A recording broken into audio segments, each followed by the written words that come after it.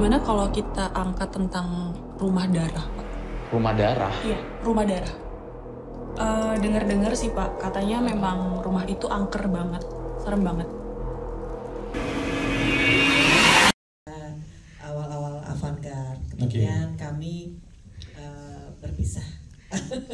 Berpisah untuk masing-masing membuat PH. Dan akhirnya kita kolaborasi untuk film Misteri Rumah Darah. Awalnya Misteri Rumah Percaya Nggak Percaya awalnya adalah sebuah program yang hits banget. Disutradarai oleh Fandi. Ada di situ Fandi. Nah, halo Mas. Ya. Fandi juga yang awalnya juga sama-sama kita membuat ide dasar ini ya. Akhirnya kenapa nggak bikin film aja ya, avant-garde ya Bu Mei ya. Akhirnya Bu Mei bilang, ayo kita bikin film. Akhirnya terjadilah film ini ya. Iya, betul. Dari sebuah reality show fenomenal, betul, era 2000-an, percaya nggak percaya, akhirnya dibikin film ini. Luar biasa sekali, berarti bekas didikan avant-garde juga ya Mbaknya ya? Pastinya. Ini kalau lebih spesifik lagi, apa sih yang membuat Mbak Alfandi gitu ya, akhirnya tertarik membuat film Misteri Rumah Darah ini? Ini kan berarti proses cukup panjang ya, dengan reality show yang sukses tahun 2000-an, sampai akhirnya memutuskan 2025 kita bikin sesuatu yuk. Mungkin dari 2024 kali ya? Ya prosesnya itu kita bareng Andi juga ya, kita sama-sama menggodok 2-3 bulanan ya untuk tiba-tiba menjadi, tadinya judulnya mau percaya nggak percaya, tapi nanti akan ada percaya nggak percaya dengan episode-episode yang lain untuk menjadi sebuah film. Oh, oke. Jadi akan ada karya-karya selanjutnya ya, ditungguin aja ya.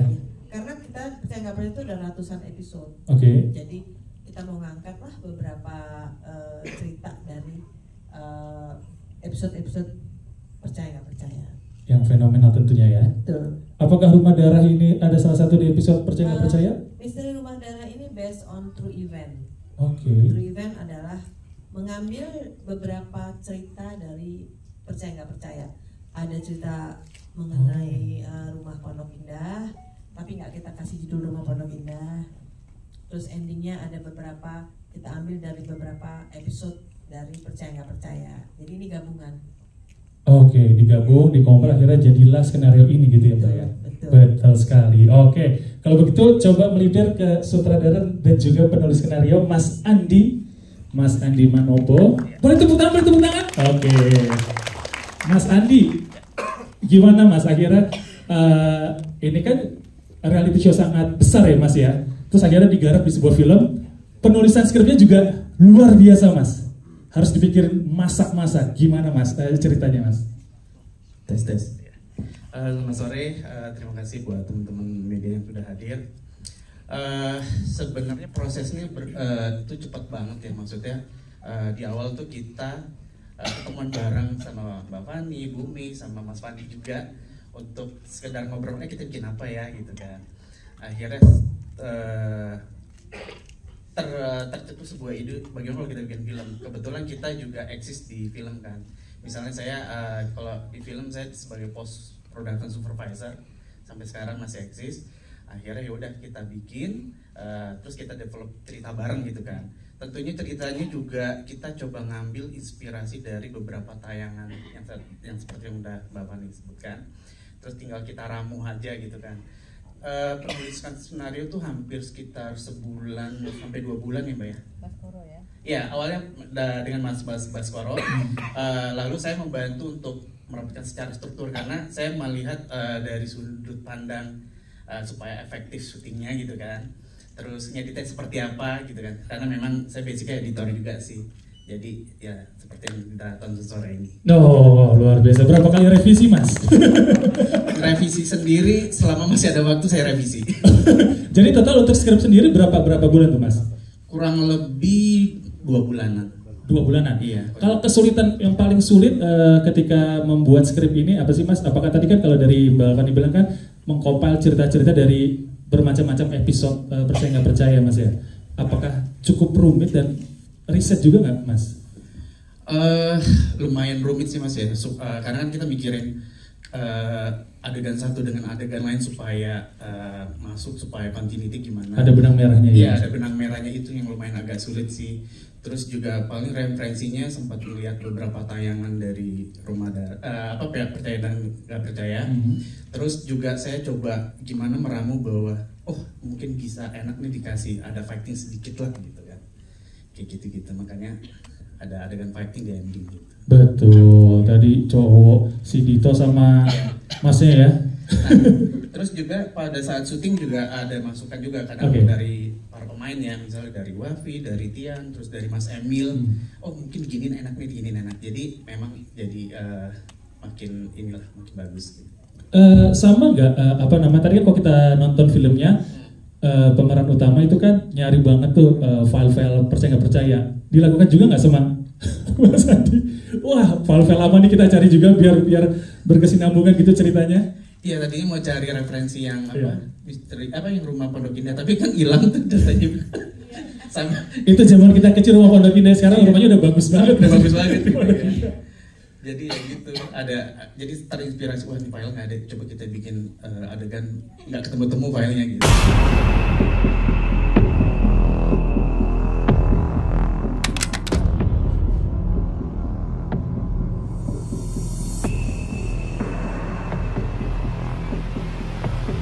Kotak apa nih?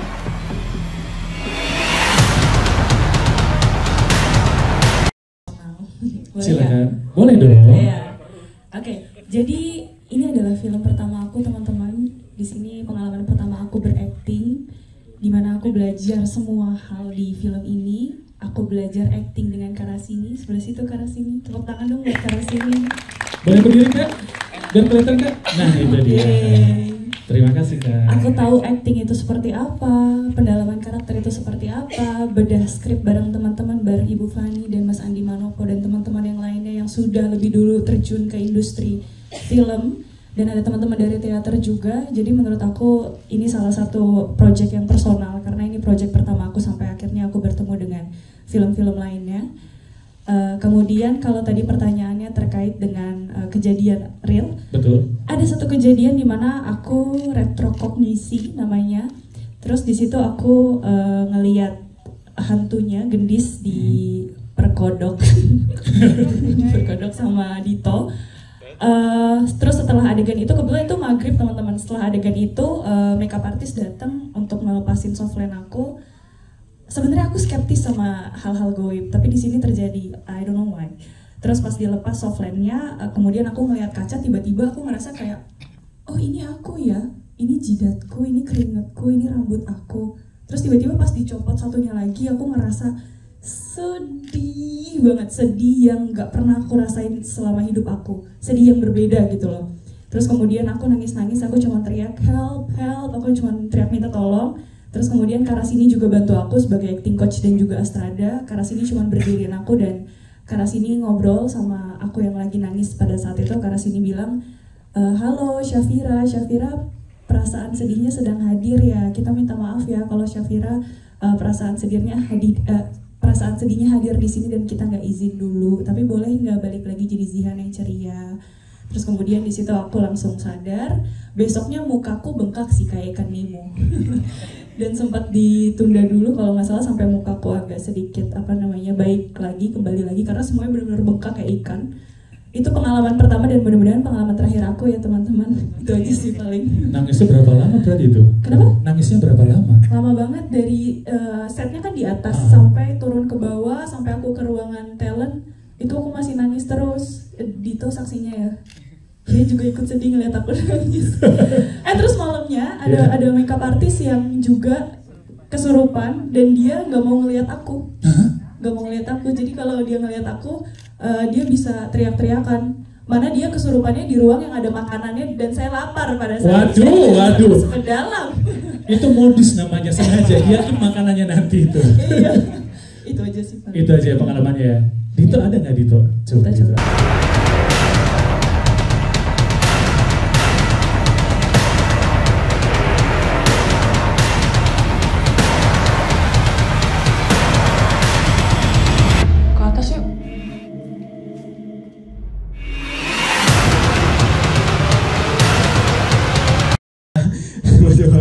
Dan bisa menggunakan yang paling cukup penting. Tadi ngomongin gue mas. Tadi ceritanya sama nggak kayak pengalaman goib? Apakah lo nangis juga apa enggak gitu toh? Pengalaman goib, jujur saya tuh orangnya kan sama kayak judulnya kan percaya nggak percaya. Jujur saya tuh agak nggak percaya hal kayak gitu tuh. Cuman pas di lokasi ada beberapa hal yang membuat saya tuh kok ada yang ngikutin ya. Terus pas momen scene berantem walaupun rame di situ kayak ada yang liatin, tapi iya sih pas momen gong itu pas ada yang kesurupan. Wah kayaknya gue harus mulai percaya nih kayak hal-hal kayak gini di situ. Makanya kayak sesuai dengan tema yang percaya, harus percaya jadinya. Ya seperti itu sih Mas. Oke, kalau tadi kan dibilang sampai nangis, terus Dito juga ada di situ kan ya. Berarti kan sudah cukup dekat nih hubungan kalian. Berarti untuk menggali chemistry berapa lama? Ini pertama kali syuting bareng? Iya pertama kali. Terus pertama kali ketemu juga, baru kenal juga di proyek ini. Kita cukup sering ketemu ya. Safira. Jangan-jangan di kontak namanya Safira juga ya di handphone nih. Kita juga sering ketemu dan bertukar pikiran lah. Terima kasih juga karena Safira sudah mau berbagi rasa dengan saya. Ada trik-trik khusus nggak untuk bisa membangun relasi dengan lawan main, chemistry-nya di build seperti apa gitu? Mungkin lebih sering ngobrol, berkomunikasi, berketemu seperti biasa. Oke, sebelum dan sesudah juga. Iya. Sesudah juga? Enggak. Langsung ditolak ya? Enggak. Saya cuma nanya. Aman ya. Oke. Kalau Safira ada trik-trik khusus juga untuk membangun chemistry, nggak cuma hanya sama Dito ya, antar pemain juga gitu ya, biar hidup ceritanya gitu. Trik-trik khusus nggak ada sih, karena aku benar-benar pada saat itu masih jadi kanvas kosong yang baru belajar acting. Paling trik-triknya banyak dikasih tahu sama Kak Rasini, sama Bu Fani, sama Mas Andi yang aku coba buat terapin di rumah gitu loh. Gimana untuk nimbulin rasa takut. Rasa takut itu kan ada banyak ya. Takut sama hantu, takut sama dimarahin orang tua, itu kan beda-beda ya. Gimana akhirnya bisa nimbulin rasa takut karena hantu, dimana aku nggak pernah punya pengalaman goib selama hidup aku kan. Jadi paling ya apa ya, banyak dengerin musik-musik mistis kalau lagi malam-malam di kamar, matiin lampu, serius. Wow. Itu saran dari siapa ya? Aku sampai lupa. sekarang masih ke bawah tuh kayak gitu. Siapa ya? Aku sampai lupa. Karena memang kesulitan itu gitu loh. Soalnya kamu nggak pernah punya experience itu kan. Jadi untuk menimbulkan rasa takut itu ya. Tapi paling lihat dia juga udah takut. Nah itu dia pas banget. Coba kita ngomong langsung sama hantunya ya. Takut beneran sih. Coba.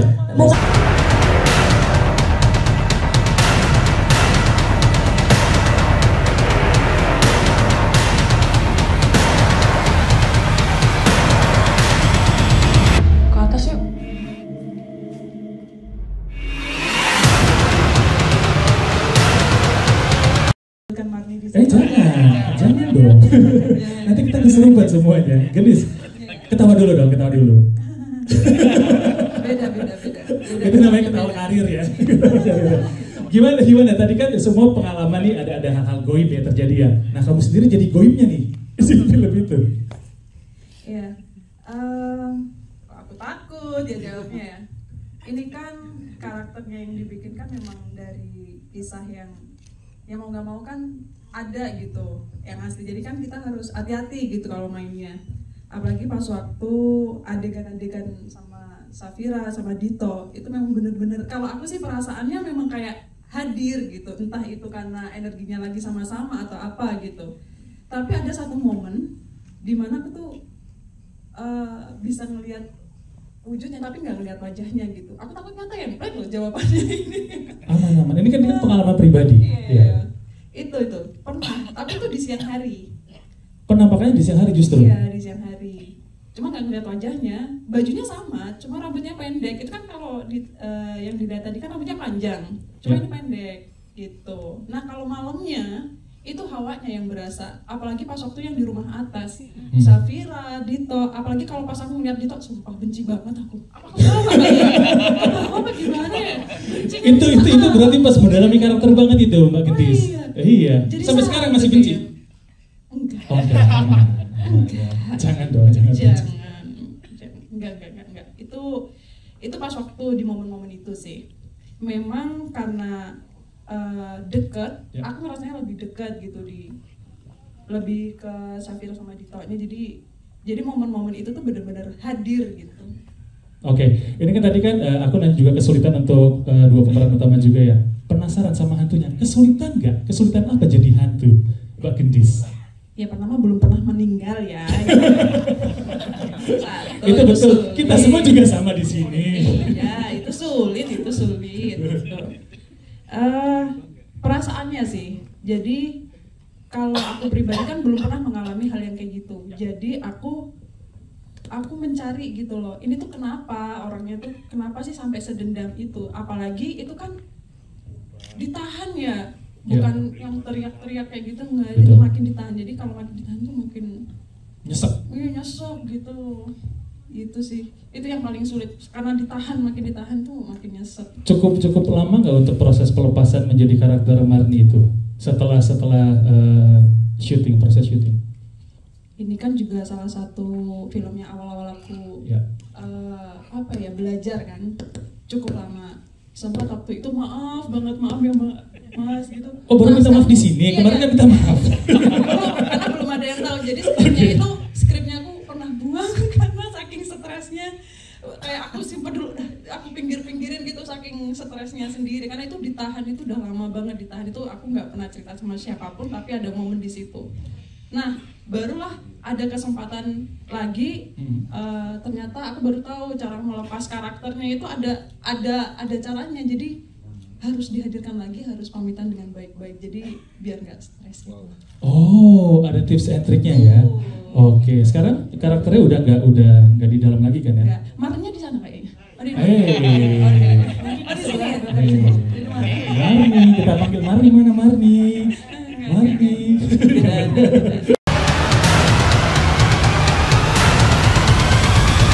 Ini foto keluarga yang tewas terbunuh, Di.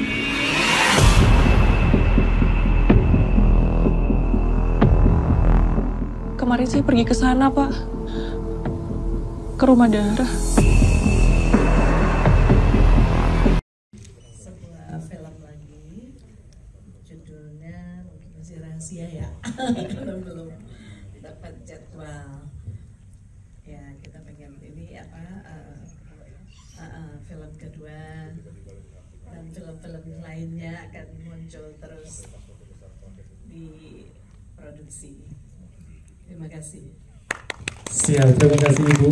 Tahun ini kira-kira proyeknya? Ya, mudah-mudahan kalau dikasih jadwal, syuting sih sudah selesai. Oke, jadi tunggu saja ya. Lagi post ya, sama tunggu jadwal. Oke, tunggu jadwal ya, Mbak Gabriela ya.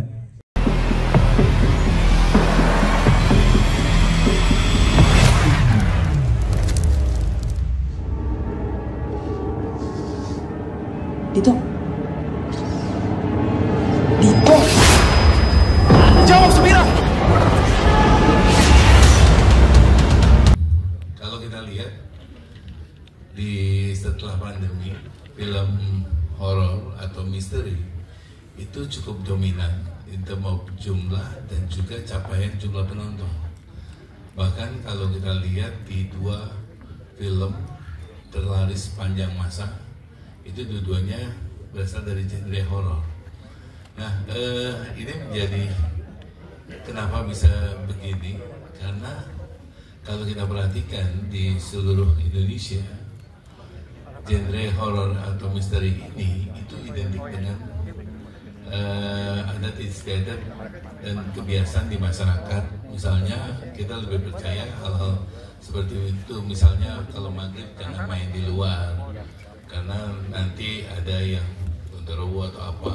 Nah, identik banget dengan hal ini, makanya film-film dengan genre horor atau misteri itu lebih gampang diterima oleh masyarakat. Dan mudah-mudahan film ini bisa memenuhi harapan dari pihak produser, sutradara, pemain, bisa menjadi salah satu film terlaris di tahun ini, dan mudah-mudahan kejayaan film lokal bisa berlanjut terus di tahun 2025 ini.